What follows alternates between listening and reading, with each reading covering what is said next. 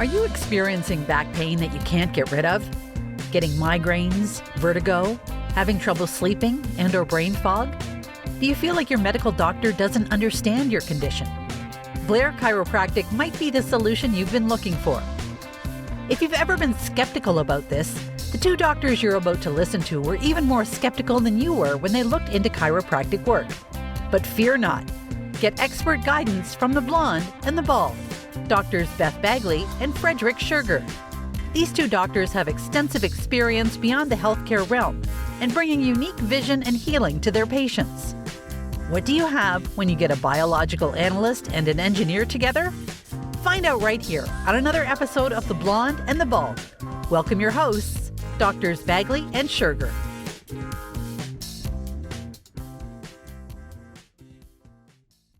Welcome, everyone. We are having fun on the Bald and the Blonde. I'm Dr. Frederick Schurger.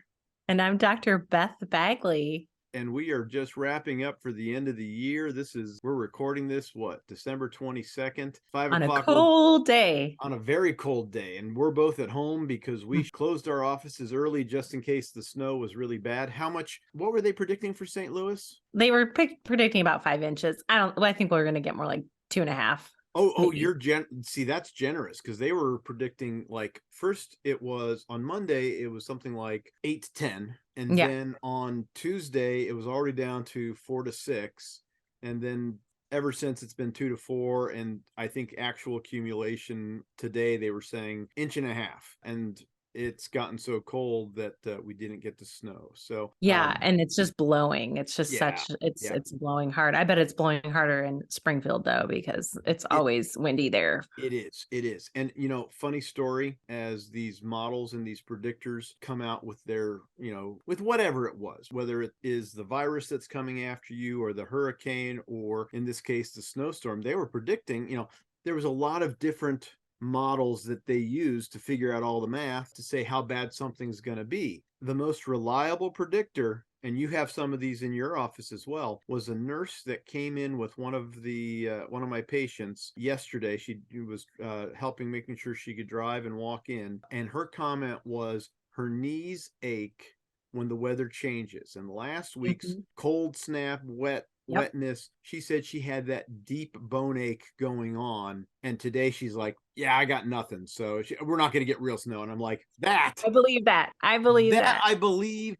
I find is more reliable consistently than what these forecasters, I hate to say it, someone with my engineering and scientific background wants to believe in all of these nice technology pieces. No, I had no faith in that one. No, you never know that. Their job is, there's such science to it, but then there's also such chaos. Very much so. And the worst part is when I was growing up, I had 5 channels of TV, and oh my gosh, how old are you? I know. Well, even worse, by midnight, after Johnny Carson was done, or maybe it was, I guess Dave Letterman was on at that point in time. But when that final talk show host finished up, they played the national anthem and they turned the station off until about 5 or 6 a.m. when the news started back up to tell you what the weather was going to be like that day and if there's any traffic or any problems. It was a completely different world. And now you have a 24-hour news cycle, which is it's at this point, it's just fear, but it is fear. And if you want to say it.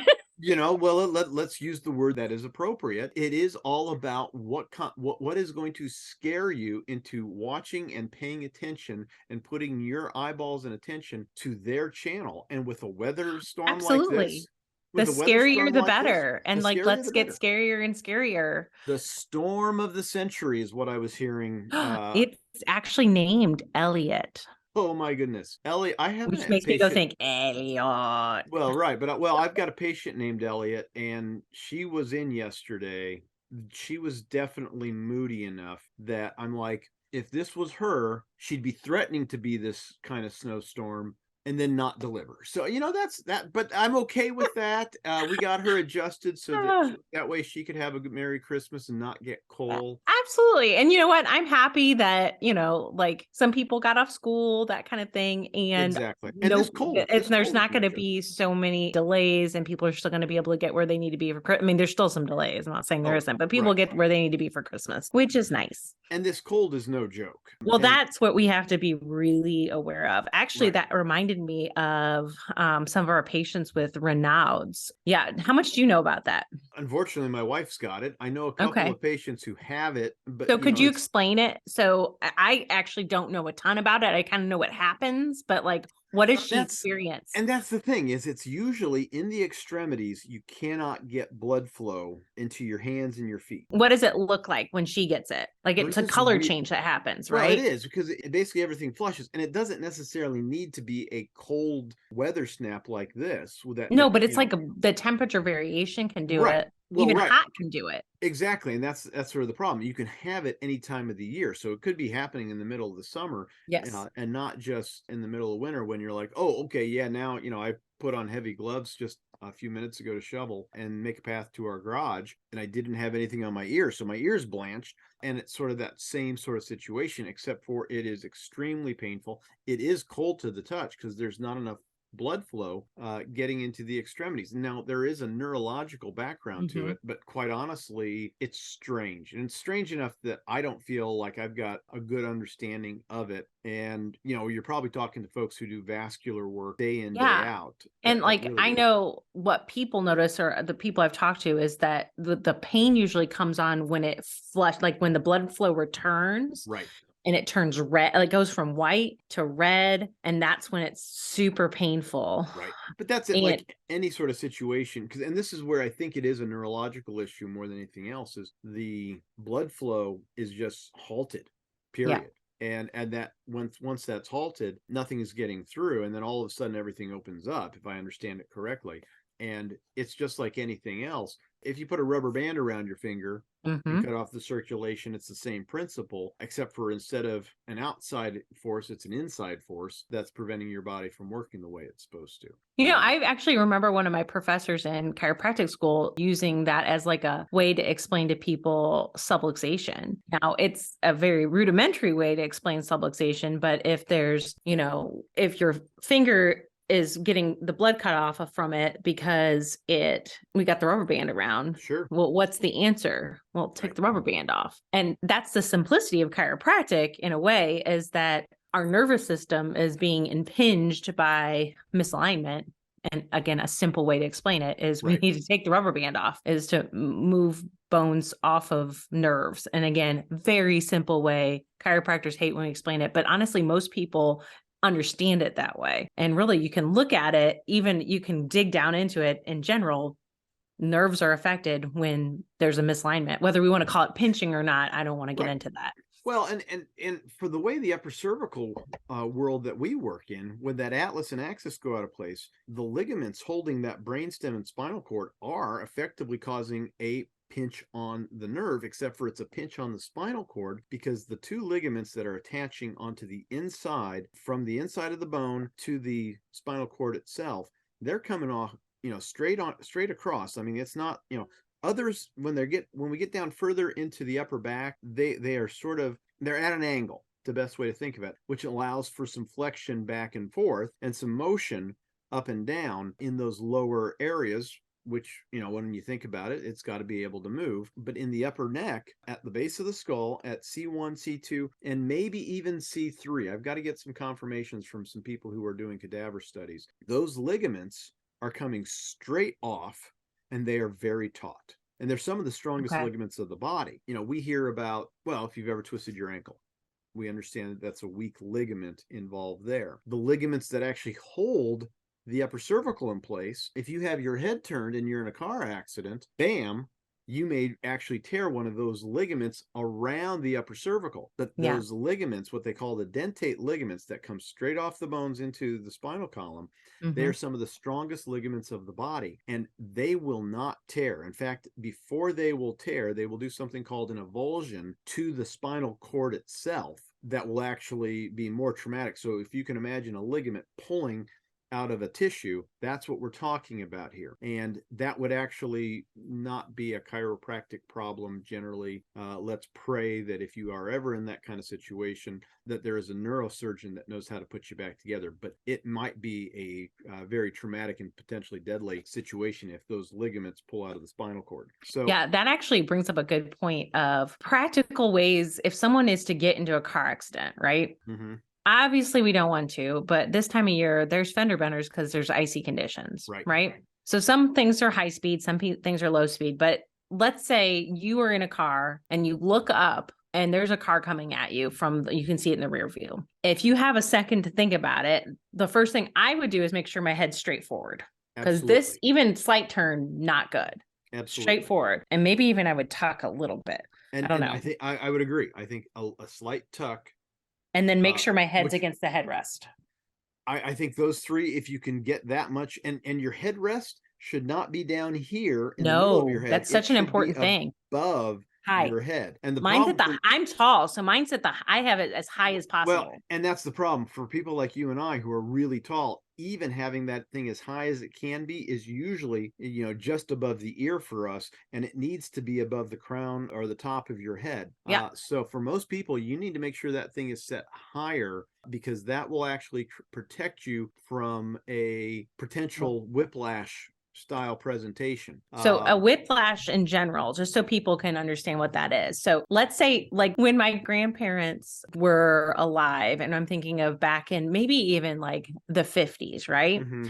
My grandfather was a chiropractor, but my grandmother got a terrible whiplash injury. This was before the time of headrests. Headrests weren't a thing. So if you look back at older cars, if you're looking at them, the seats just go across and heads were above the seats. So again, safety has come into play, and why headrests are there and not being comfortable. It's absolutely not. It's because what was happening is the seat was right there and the head would go, a car would hit from behind, the head would go back, and then fly forward. Yes and no. There's two parts to that. Okay, go for it. One, it's going back, but also you are dropping down while your lower body is actually going up. Okay. So you actually have this, and it is not intuitive until you have seen it happen on a slow motion camera video. Yes. And I've gone through Croft's Whiplash series, which was fantastic. You know what? Maybe on this podcast, we can link to a YouTube video of a slow-mo whiplash. I'm sure we can find one. Or we can try to see if we can integrate it into this part here. But anyways, so in a normal whiplash, you actually drop down and backwards. And okay, so it's a drop down. Goes back, and then it comes back up. So you actually get this it's this weird presentation. And what it'll end up doing almost every time is it will leave your neck. Your neck should have a C curve facing backwards. Yep. It will invariably create an S-shaped curve that will, quite honestly, it's torn ligaments, and your body doesn't have the stability that it's supposed to have to go back to where it's supposed to be. And a lot of people have excessive motion at individual segments, which can lead to other health issues down the road. So with the whiplash, there's soft tissue injury, like you're talking about. And then we also will have bony misalignment. So that goes to say, like when I say, I see a car coming, I'm going to tuck, put my head against there so that when I get plowed into, my head at least doesn't fly back at all. And hopefully I don't fly up at all. I'm sure I will a little bit. You get hit hard enough, you're going to have some motion. But if my head was turned and I was leaning forward, I'm going to not only have soft tissue injury with that, but I'm going to have bony misalignment too. Absolutely. Well, and this gets into a different soft tissue, because if you're stable going straight ahead, yes, you're going to tear some stuff up. It's going to happen. You can't avoid that. But when you turn your head, the ligaments, so let's say I just want to turn my head to the right here. I have a hard stop. I can't turn any further than that, not because of something out of place, same thing to the left, but because there are what we call check ligaments that prevent your head from moving any further. When you have your head turned to one side or the other, up or down, those same check ligaments that are balancing and keeping you from going anywhere else have the potential to get torn. And it doesn't take a whole lot of force. If my memory serves, as little as 30 pounds of force is enough to tear one of those check ligaments in Wow. process. So it doesn't take a whole lot, and it's a cross ligament. And again, this is a check and stability ligament. This is why we have people who are in car accidents, especially women over men, because they tend to have an intrinsically weaker ligament structure across That's the board. offensive. It I'm just might kidding. be, except for the fact that It's true. that's the anatomy. And here's the worst part. You and I are sitting in a car, and literally all we are doing is sitting. We're Mhm. sipping our coffee after a seminar. I'm drinking tea. I want this to be correct. That's fine. You can have tea. I'm having coffee. We're both sitting, and we're doing. We're like, all right, we're gonna get hit rear-ended, And we're doing you know, they're doing the exact same thing. exact same thing. I mean, exact you're same not thing. even, our feet are on the ground. Neither of us are touching. And that being driver's said, we're pedals. about the same height too. We so. are. We're both at 6 foot. You're gonna have more trauma in a Yep. car accident than that, just because the female anatomy has a weaker ligament structure. This is why we are hearing about these Mhm. and any sort of these trans athletes that are in contact with female athletes. if it's a female athlete with a trans woman, that can lead to a real problem. We Yes. heard about this recently with the NHL and their thing. So And it's wait, a couple things. NHL or the N? It was the NHL. Female anatomy is more prone to these injuries just because intrinsically we are made differently. And I don't want to say weaker, I'm just going to say differently. But being hit in a certain way, we're going to get more of the accident, which might be why we see more women with whiplash injuries than men in my office. I never really thought about it that way. And I would phrase it not necessarily, there's a weakness in an engineering sense, but it is a less densely packed ligament is the technical way to describe it. And here's the worst part, and what men have to appreciate, that when they're in a car accident as well, just because you're a male in a car accident doesn't mean that damage has not happened. And the worst part is once you have crossed that failure point, the failure point, the ligament failure point, if we're on a graph and going to my right is more failure, this is zero failure. This is failure for a woman. This is failure for a man. It doesn't matter if for women, you pass this point, you have problems. For men, you pass this point, you have the same problems. And it needs to be addressed and fixed. Otherwise, life will not get better. What would you recommend to a patient, or not a patient yet, right? So today they get into a car accident, but chiropractors aren't going to be open until after Christmas, right? So what can, let's say they got into a car accident an hour ago, they're safe and sound, they're at home. What would you recommend they do first? So first, they're going to do some good research to make sure they got a good chiropractor they're going to. Agreed. Okay. So we agree that they're going to find a chiropractor, but they can't get in today. Sure. And they can't get to one of us. If you already have a friend who's a chiropractor, get in sooner than later. That's going to be the first, the sooner that you can get in, the better, because agreed. So now this person literally cannot see us for 3 or 4 days. I'd say the reality is just simply, you're going to take it easy. You are not going to overdo it. You're not going to say, I was going to start that new workout routine. It's Christmas and I've already had all the Christmas parties. I'm going to start my workout routine a week early. No, don't do that. Should they put heat on their neck? I'm sort of torn on that. That is a really good question. It's an acute injury. We're told that you're supposed to ice an acute injury, but apparently the entire rest ice, is it compress and elevate? I don't know. Apparently that was made up on the back of a napkin at some conference, and the science doesn't support that. So agreed. All of these things are bad. So I think the simplest thought would be taking it easy and slowly getting back into your routine. Okay. So that's one of the things that, again, I have no research to back this up, but I do think gentle, slow range of motion multiple times a day to keep things moving between when you have the accident, rather than so back in the 80s, right? You would see people walking around with a neck brace on, right? Oh, I had the whiplash, right? And you're like, okay, so let's put something in to stop it. If you have a broken arm, you need to have something on there to stop movement so that the bone grows together. But what's curious is they would not recommend, unless it's a joint, they would not recommend putting you into a sling anymore to immobilize the entire arm. You don't want to immobilize a joint, but I'm talking about an actual broken bone, right? I mean, that's a different kind of immobilization. So now back in the 80s, they'd have the neck brace, and they're like, well, why don't we see those anymore? Well, come to find out, those were not a good idea. idea because people actually got hurt and the injuries were prolonged with those. Right. So I would recommend a patient to, again, talk to your doctor about this. I'm not your doctor, but you can come see either of us. Just gentle range of motion. So just going left and right and ups and downs. And I would really emphasize the ups and downs, that yes nodding motion, more than I would even do the left and the right. Certainly, as I tell my patients as we're doing their neck exercises, which is yeses and nos and a head glide, to go into as far as you can comfortably. A stretch is fine, but going into pain is obviously no good. So anyways, that's the way I would approach it until I could get in. The sooner the better. Again, the sooner the better. I totally agree with that. Because this goes back to what's going on with the NFL and their injuries on the field.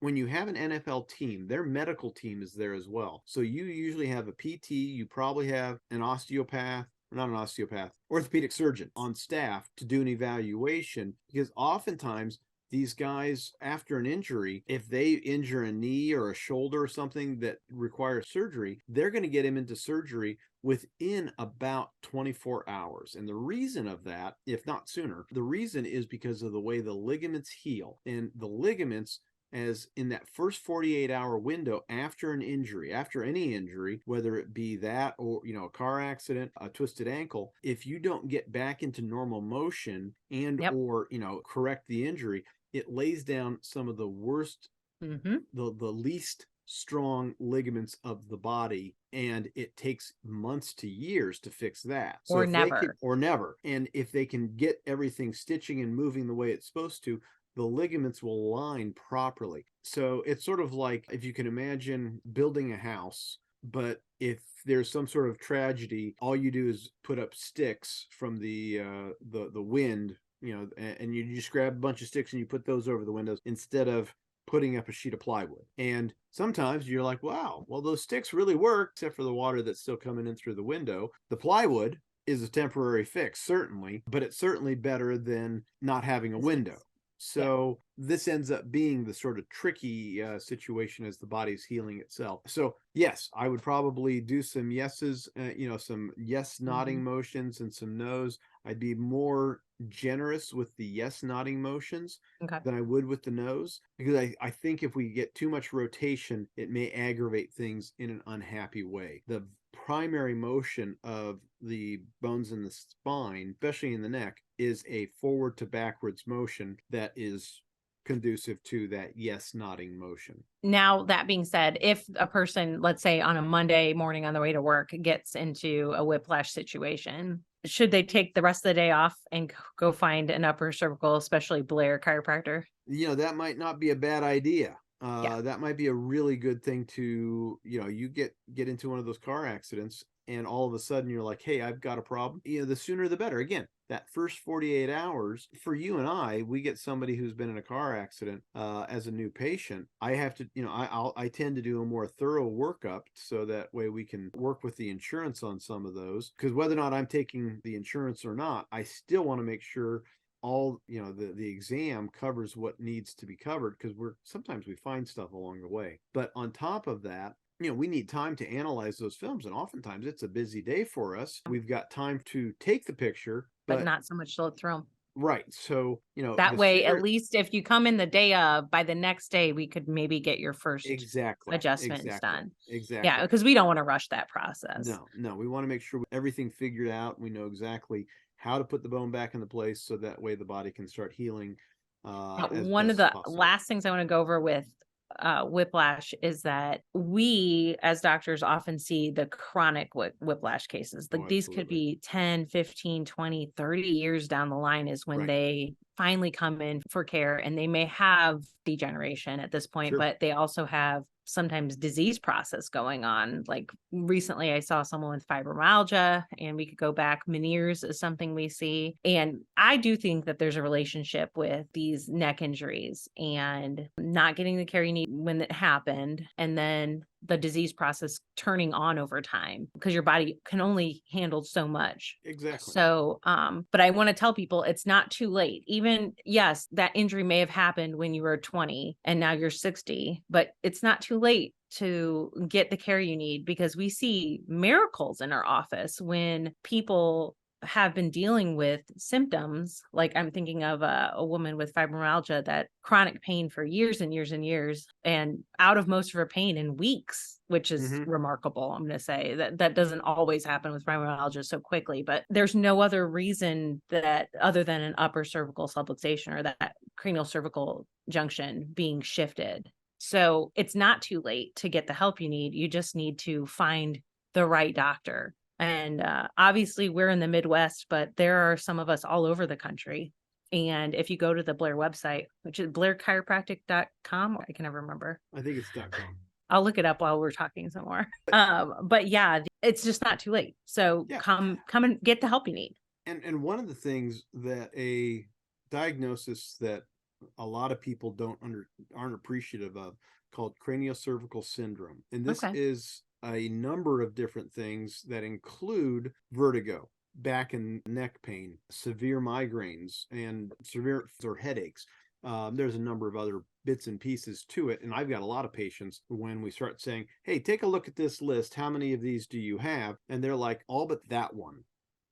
And what that ends up being is, certainly the instability of the upper neck, oftentimes from a car accident, whiplash style, but it's also a situation where the tonsils, not the tonsils in the back of your throat, but rather the tonsils coming off of your brain have actually dropped down past the skull and starting to cut off communication of your cerebral spinal fluid.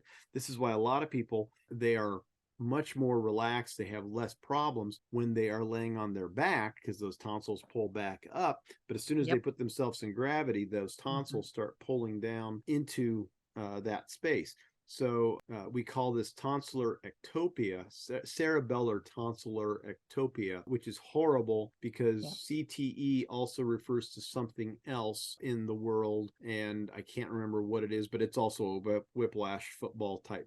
So now we have technically two CTEs that can be related to football. But Dr. Scott Rosa and Michael Freeman put out a paper several years ago that basically said, when they looked at MRIs of people laying down and when they were seated upright in gravity in these upright MRI units across the country, they found I should know this off the top of my head. I haven't looked at the stat for a while. There was a significant increase, I'm going to say it that way, of people that did not show any of these cerebellar tonsils dropping down past the brain. There was a significant increase when they sat them up and it started dropping down. And it only makes sense. It's gravity. It does. And more importantly, that's when they have their symptoms. So the question should be, the doctors aren't asking these questions, not because they're not smart, but I don't think they've put these pieces together. That the question is, when do you have your symptom? Oh, you have this symptom. You have it all the time. And the patient says, no, I don't have the problem when I'm laying down. Well, it's like, oh, you're resting. But they don't put together the part. That the brain is actually going into the skull more and pulling out of the biomechanical change that shouldn't be happening. And that's the other problem. This should not be happening. Yet in some people, especially people who've been in a car accident, we see this much more commonly. I want to say it's something like 25%. It's big. It is a big increase between the two groups. Don't quote me on that, but I know that number, and maybe next week I'll have had a chance to look it up and we can revisit it at some point in time in the future. But in any case, yes, we help people like this all the time, and we just need to, people just need to be aware of it. So, and that's really why we do this podcast, is not just so we can talk to each other. It's so that the people listening have some resources available, because if you go to urgent care or the hospital after a whiplash, you get an x-ray, they make sure nothing's broken. That's great. And then they you might actually do a CT these days, because so that's all good. That information. Plus it takes the look to see if there's any bleeding that isn't supposed to be there. So sometimes that's what you see. So happy with that. But then they're like, take it easy. I agree with that. And then they give them muscle relaxers and either some painkillers, ibuprofen, NSAIDs, something like that. And just say good luck. And no follow-up with that. It's just go on. And, most people don't go back to urgent care and say, oh, that didn't help. They just say, well, I'm hurt and it'll get better. And maybe sometimes it does. But in general, when you've had a whiplash injury, you're going to have misalignment that has happened from it. And you may be one of the lucky ones where it went right back where it was supposed to, but typically it doesn't. So that's why,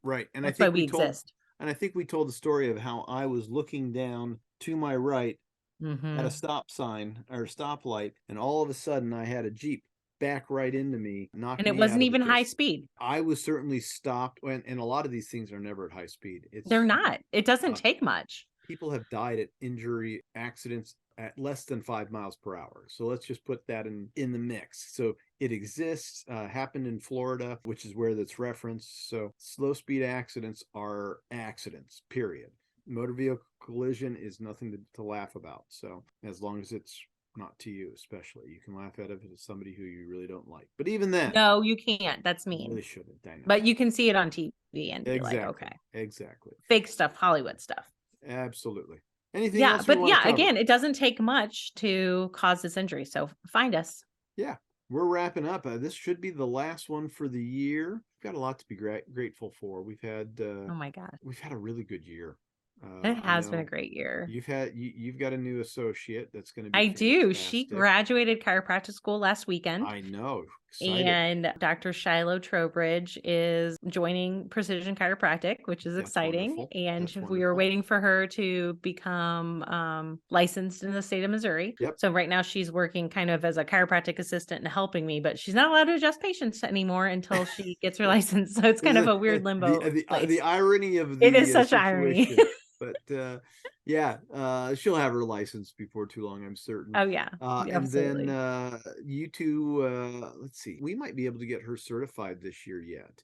Yeah, that'd be great. And get you certified this year in Blair. I'll do it. I hear there's a new certification process where if you've been, I hope been part of us for 3 years and you've been practicing, and then there's something new brewing where I can just become instructor certified now. I have to go through I don't know if it's that easy, but you still have to go through the x-ray analysis portion, and we got to figure out if they fixed that yet. So that's another story, but I can do it.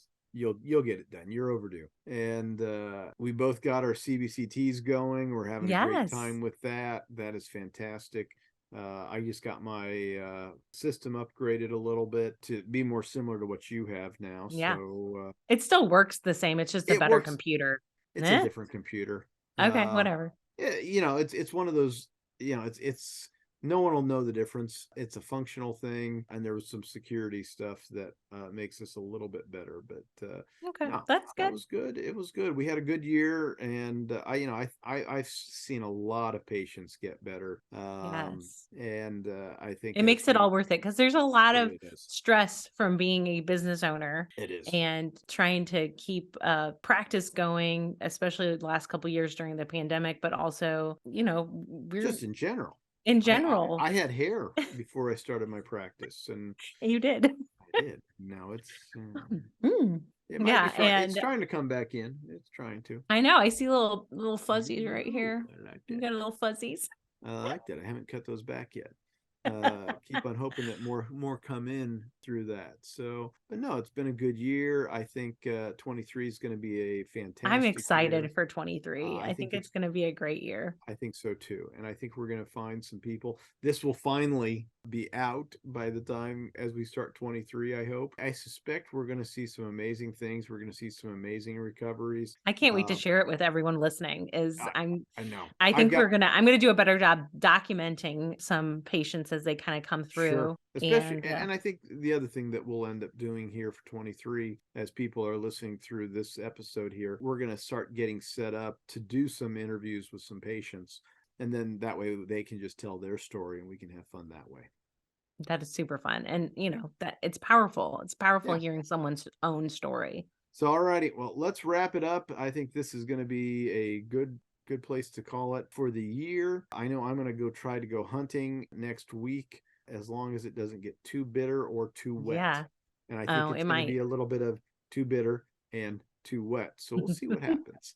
Okay. Well, I'm Dr. Beth Bagley. My website is precisionchirostl.com. And I'm Dr. Frederick Schurger, Keystone Chiropractic, KeystoneChiroSPI.com. And we wish you all a great and prosperous 2023. Absolutely. And we look forward to you listening to us next week. Happy New Year, guys. Happy New Year.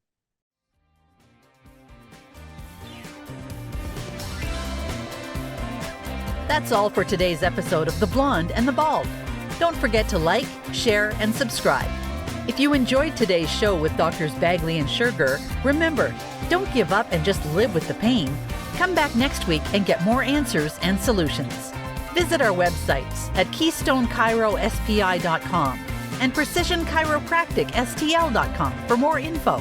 And catch all the episodes of The Blonde and the Bald.